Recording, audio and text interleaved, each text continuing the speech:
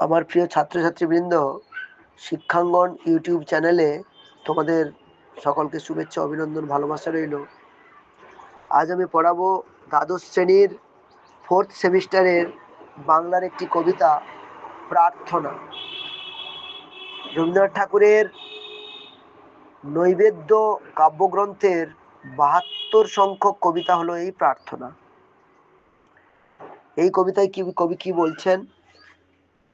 চিত্ত যেথা ভয় শূন্য, মনে যেখানে ভয় ভ্রান্তি থাকে না, বা মন যখন ভয় শূন্য থাকে, উচ্চ যেথা শির, মাথা যখন উঁচুতে থাকে, জ্ঞান যেথা মুক্ত, জ্ঞান যেখানে বদ্ধ নয়, আবদ্ধ নয়, মুক্ত স্বাধীন, যেথা গৃহের প্রাচীর আপন প্রাঙ্গণ তলে দিবস সর্বরী, যেখানে গৃহের প্রাচীর প্রাঙ্গণ তলে দিবস সর্বরী বিরাজ করে, বসুধারে রাখে নাই খণ্ড ক্ষুদ্র করে, পৃথিবীকে খণ্ড ক্ষুদ্র করে রাখেনি, পৃথিবী সর্বদা অখণ্ড।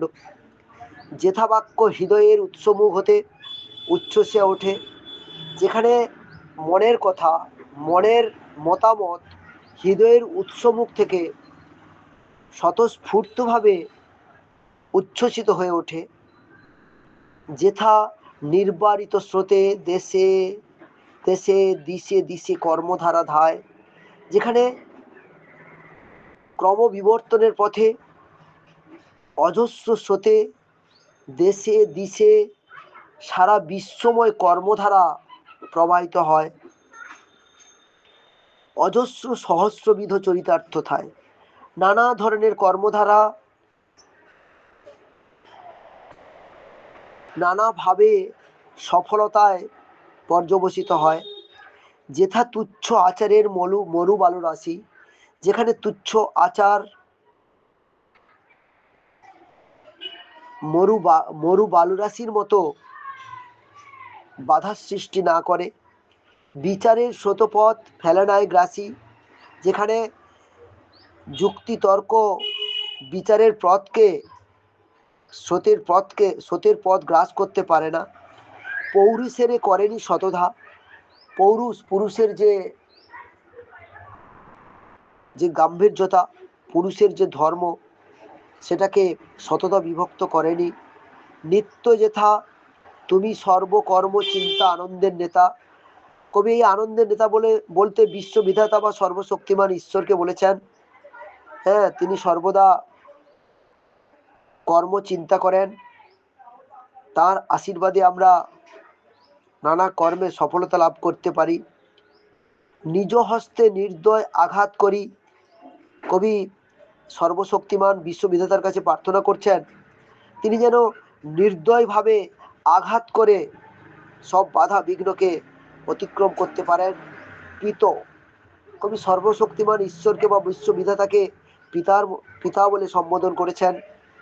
কবি বিশ্ববিধাতার কাছে স্বপ্ন দেখেছেন বা প্রার্থনা করেছেন, ভারতের সেই গর্বে কর জাগরিত, ভারতের যে অতীত গৌরব গাথা ছিল, ভারতের যে সুনাম ছিল, সেই সুনাম যেন আবার পুনরায় ফিরে আসে, ভারত যেন আবার একটা নতুন স্বপ্নময় স্বর্গ রাজ্যে পরিণত হয়। কবি আসলে বলতে চাইছেন যে প্রাচীন ভারতে ভারতীয়দের বিশাল সুনাম ছিল, তার জ্ঞান গরিমা অনেক উচ্চে ছিল, সেখানে কোনো বাধা বিঘ্ন ছিল না, সেখানে জ্ঞান মুক্ত ছিল, সেখানে মানুষ ছিল সৎ নির্ভীক, সেখানে কোনো ভীতির সম্ভাবনা ছিল না, সেখানে রাজার শাসনে থেকেও প্রজারা মাথা উঁচু করে থাকতো। কিন্তু কিন্তু ভারতবাসীর মধ্যে সেই অতীত গৌরব গাথা আজ ভারতবাসী হারাতে বসেছে। ভারতবাসী আজ কুসংস্কারে আচ্ছন্ন, ভারতবাসী আজ আচার সর্বস্বতায় আচ্ছন্ন, ভারতবাসীর মধ্যে সাম্প্রদায়িকতা জাতিগত ভেদাভেদ আজ প্রবল, ভারতবাসীর মধ্যে আজ যুক্তি তর্ক কাজ করছে না, ভারতবাসী আজ যুক্তি তর্ক নিয়ে সব কিছুকে বিচার করে না, ভারতবাসী আজ কূপমণ্ডূক, ভারতবাসী আজ নিজের কুঁড়ে ঘরের মধ্যে আবদ্ধ হয়ে আছে, ভারতবাসী আজ পদে পদে লাঞ্ছিত অপমানিত, অধীনতা পাশে আবদ্ধ। কবি কিন্তু ভারতবাসীর মধ্যে এরকম আচরণ প্রত্যাশা করেন না।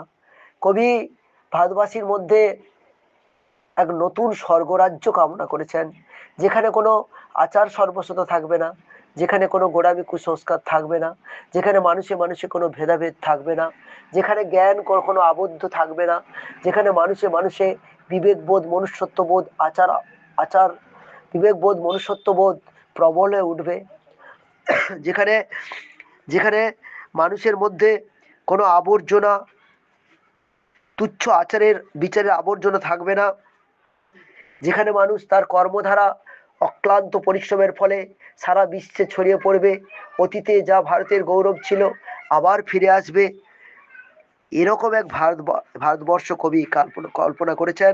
কবির চোখে এই ভারতবর্ষ হবে একটা স্বর্গ রাজ্য, হ্যাঁ, যেখানে গৌরব সমৃদ্ধি দিন দিন বৃদ্ধি পাবে। তাই কবি ভগবানের কাছে প্রার্থনা করেছেন, কঠিন আঘাতের মধ্য দিয়ে ভারত আবার নতুন প্রাণ বন্যায় জেগে উঠুক, ভারত আবার জগৎ সভায় শ্রেষ্ঠ আসন লাভ করুক। আজ এই পর্যন্ত। সবাই ভালো থেকো, ভালো করে পড়াশোনা করো, কবিতাটা লাইন বাই লাইন ভালো করে পড়ো। আজ এখানেই শেষ করলাম।